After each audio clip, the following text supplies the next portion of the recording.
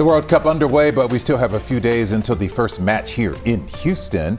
KHU11 Investigates is learning more details tonight about the $65 million Houston will spend on World Cup public safety. Our team obtained the city's grant application for the big event. Jeremy Rogowski is here now to break down the hefty cost. Jeremy. Yeah, guys, manpower is the biggest driver, and the numbers are huge, like more than 523,000 hours of overtime. And that's just part of the city's pledge to put all hands on deck during World Cup. The planning and preparation is more than 2 years in the making. It is going to be a significant event. Houston on the world stage for the world's largest sporting event. We're very prepared. We're over-prepared. Local officials were tight-lipped on details last week. We have extra training. We have extra equipment. That's probably about as far as I'm going to go with that. But we now know more.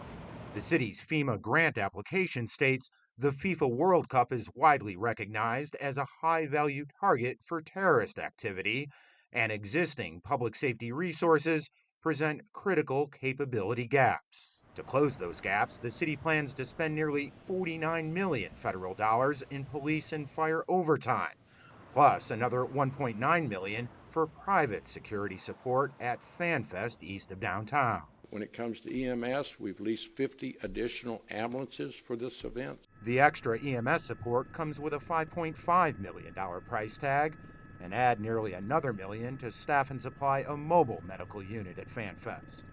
And then there are the more covert safety measures. I won't share that information because it's a little bit sensitive, because I don't want the bad guys to know what our capabilities are. We do know from the FEMA grant that the city received some $600,000 for drones, which include parachute recovery systems to prevent injuries on the ground.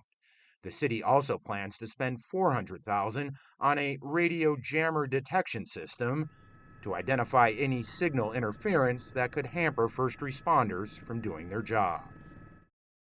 Some other big ticket items, guys. $1.1 million for barricades and barriers, $400,000 for lodging for supporting officers, and this one really stands out, up to 250,000 gallons of gas and diesel, the city says, will be needed to fuel all the vehicles. Wow. It is a massive undertaking with a hefty price tag. Sure is. Can't get over the minutes of overtime or hours of overtime Right. required. Unbelievable.